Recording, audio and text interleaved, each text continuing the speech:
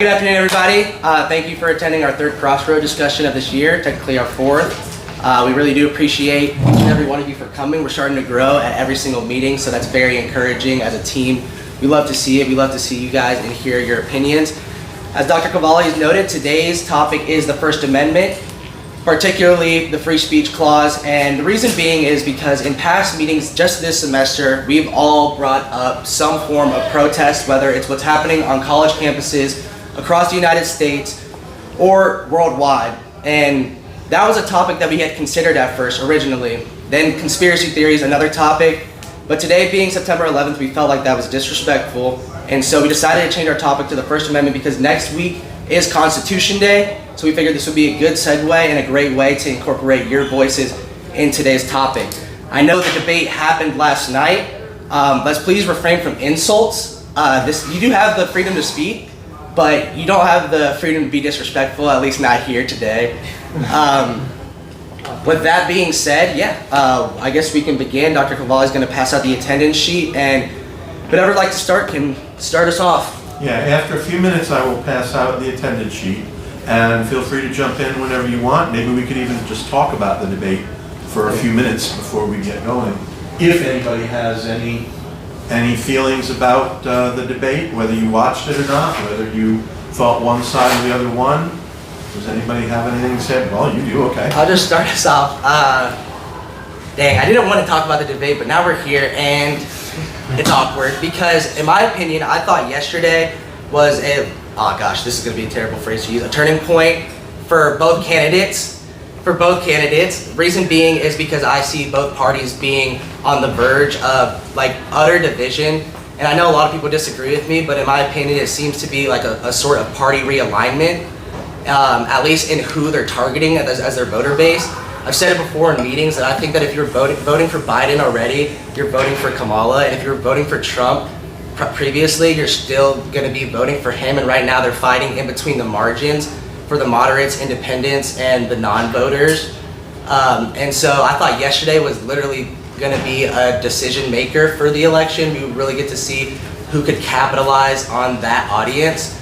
It was primetime television. I went to a bar in Buckhead and they were playing it live, and a bunch of people were out there treating it like a UFC event. It was one of the most streamed events in American history. So it was kind of a very important moment for both candidates. I feel that on the Democratic side, you have the issue of progressives and moderates. It's been brought up in these meetings before. And so what Kamala had to do was mobilize the voter base. What Kamala had to do was mobilize the voter base. As in comma? Comma. Okay, Vice President Harris, all she has to do was mobilize the Democratic voter base.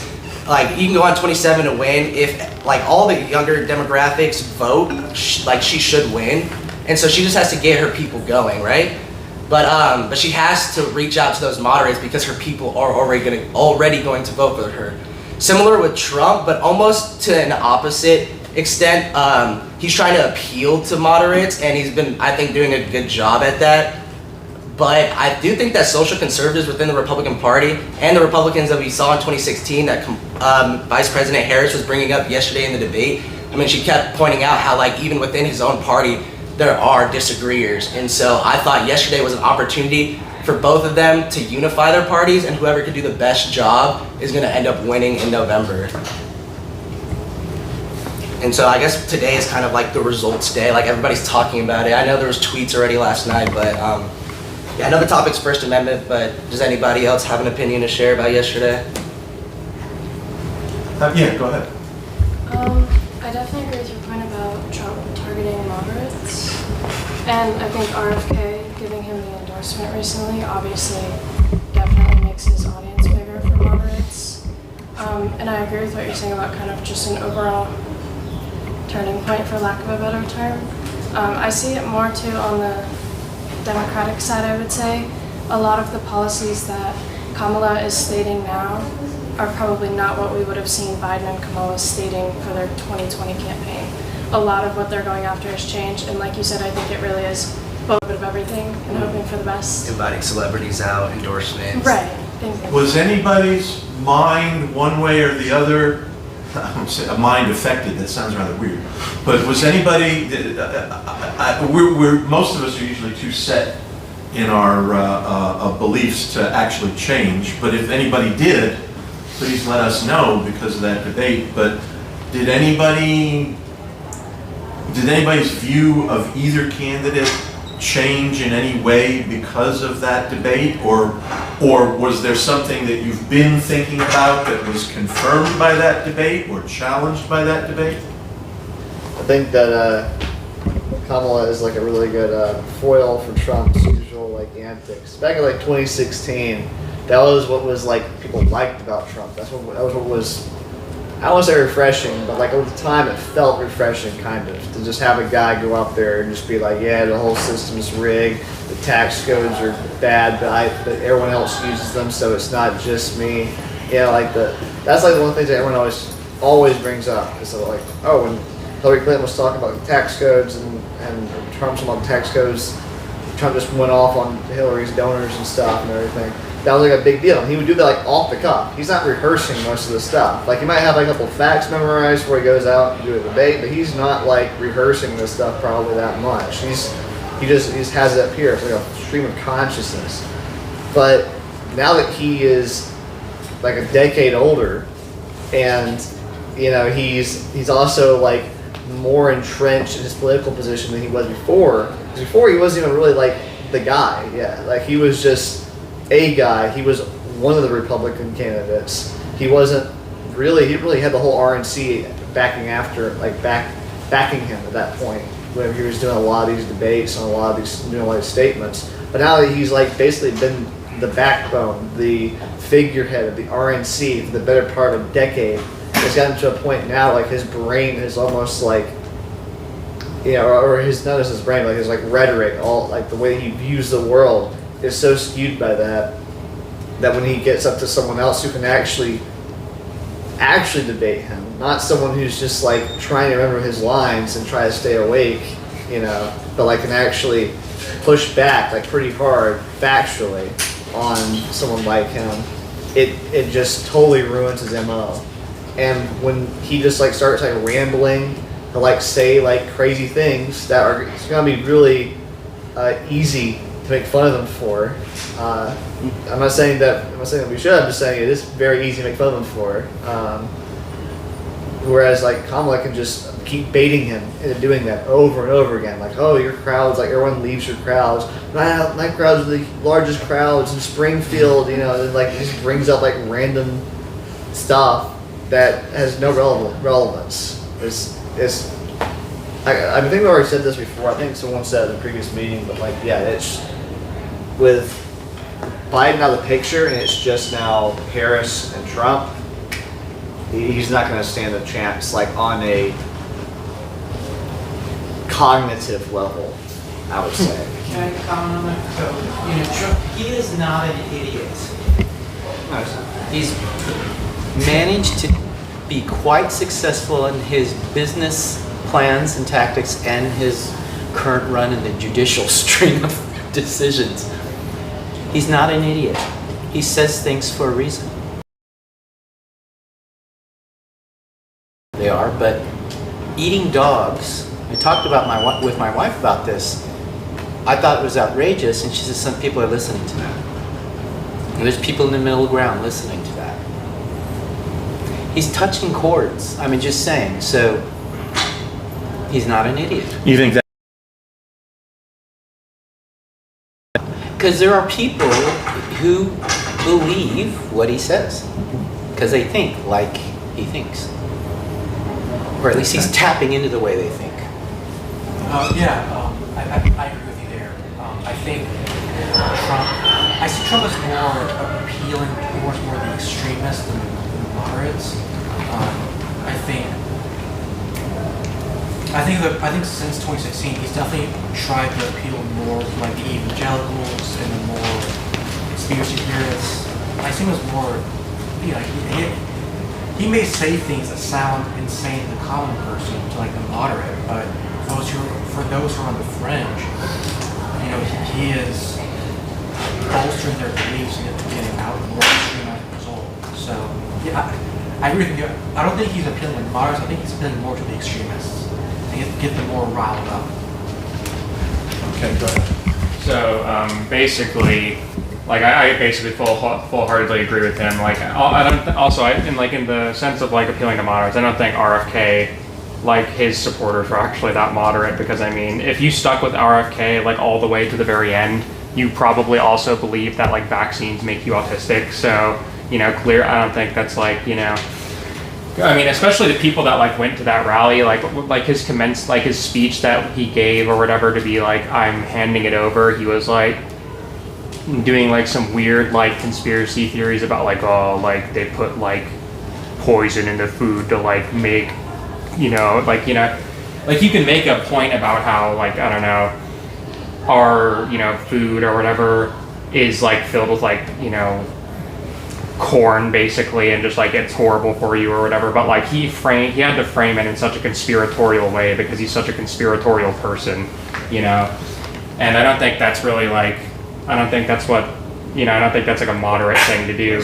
And the thing about Trump being smart is that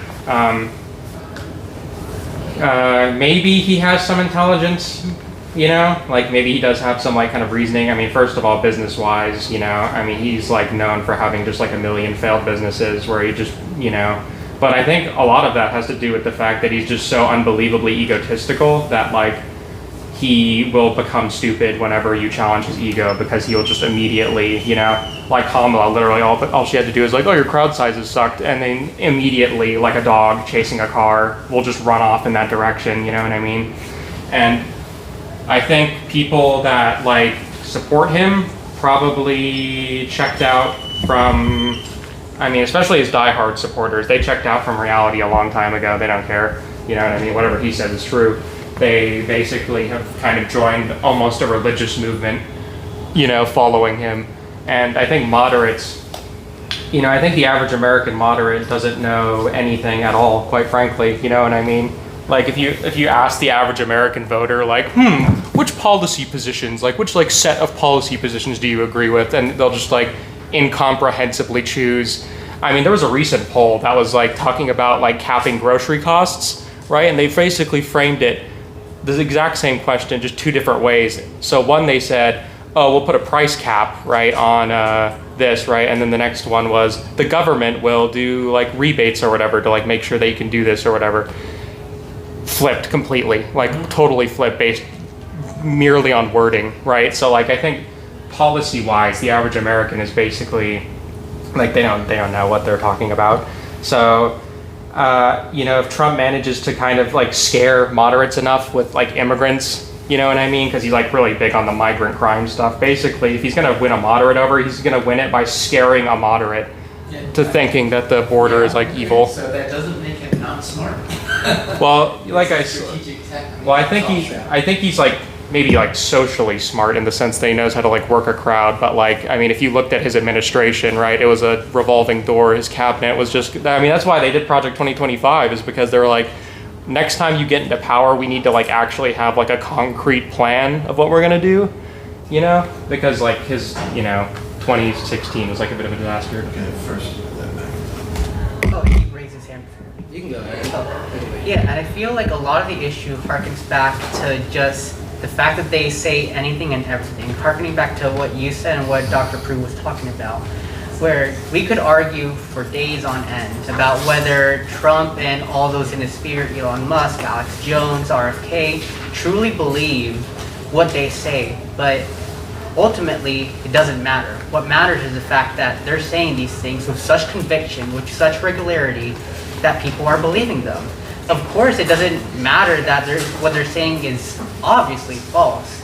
Like in the debate yesterday, there was one bit of a quoted line from Trump where he said they're doing, quote, transgender operations on illegal immigrants, which you could tell why this isn't true, but at the end of the day, the fact that they're saying stuff like this with such determination is their actual end goal. Their end goal is not to try to truly convince people, but to try to get people aroused, to speak to their emotions instead of speaking to their rationality.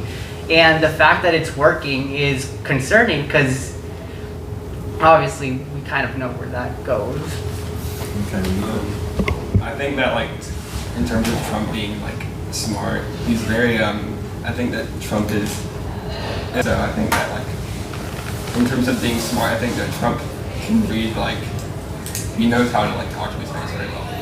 Okay.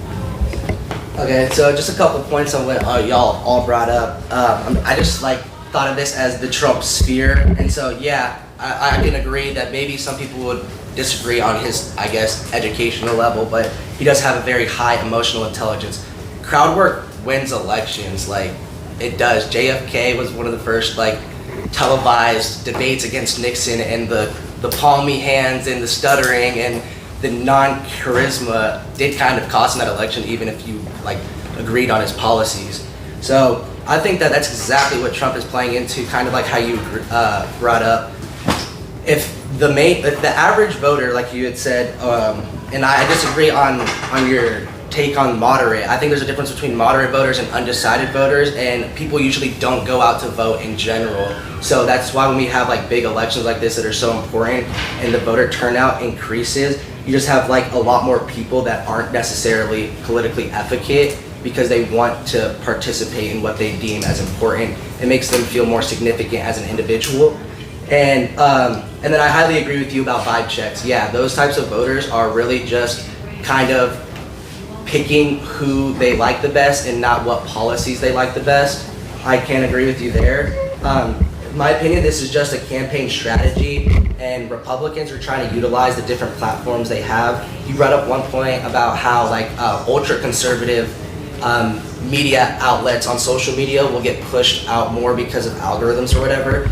So you can clearly see like Republicans taking advantage of that by having, you know, celebrities pop up on this or that podcast that has nothing to do with Trump. And in my opinion, you brought up the point that he's appealing to emotion. Yeah, that's what Kamala's been doing. Her current campaign is almost taking an entire detour from her 2020 unsuccessful campaign. At this point, she's backtracking on certain policies. I think her announcing that that Israel has the right to defend itself was very detrimental to like her voter base. A lot of people aren't going to like that, and so I think they're both playing the same game, and it's basically an emotion like based election at this point. Nobody's really worried. Last night's debate has two blank slates, in my opinion, and I just wanted to hear what they said, why they said it, and how they said it, because that's what matters more. There are a lot of things that I kind of wish that Biden would have brought up during his debate because the facts were available then. But the whole immigration crisis, that whole, and it is continuing to be prolonged by Trump through his connections with the RNC, you know, trying to actually help with immigration. Totally undermines it entirely if he's just going to do it for his own sake because he views it as like just a way for him to get in. And he could not answer a single question. Territory back, like what does that actually mean? And he's like 24 hours. So then, like basically, you're saying that you would be fine with Ukraine losing if it means that it's over immediately. That's essentially his position. But he's not going to say that out loud because he knows how that sounds. Maybe the biggest jump, at least in recent history, that would definitely increase your growth. One of his biggest points that you can appeal to moderates to is how expensive groceries are. Like you hear it all the time. We're all going hungry. But it's like, they were going up under Trump, they just weren't as high. And then now that after the pandemic and the all verification pandemic happened, that's the case. But then if Trump wants a 10% tariff, that's gonna way increase it. And he's just denying that it would even increase it. It's like, no, we import a lot of increased prices on goods that are foreign made. Yeah. We have over here. Yeah, about that tariff sort of issue, that has happened before during Trump's presidency. I don't know if you guys remember this, but during his presidency, he did a tariff on steel and iron, if I'm not mistaken, to Europe, and then